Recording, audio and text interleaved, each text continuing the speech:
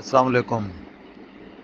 अच्छा, 2 साल की बच्ची है, इसकी आँखों में भेंगापन है, टेढ़ापन है, तो इसके लिए ज़रूरी है कि आप इसको चेकअप करवाएँ इसका, और इसकी साइक्लोपेलेजिक रिफ्लेक्शन होगी, तो उसके बाद अगर कोई नंबर निकलता है तो वो लगवाएँ, और उम्मीद है कि उससे आँखें सीधी हो जाएँगी।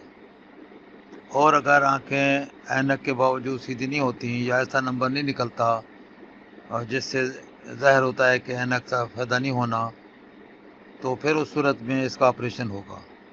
और कोशिश करें कि इसी उम्र में 2 ढाई साल की एज में इसका ऑपरेशन करा के आँख को सीधा कराएँ।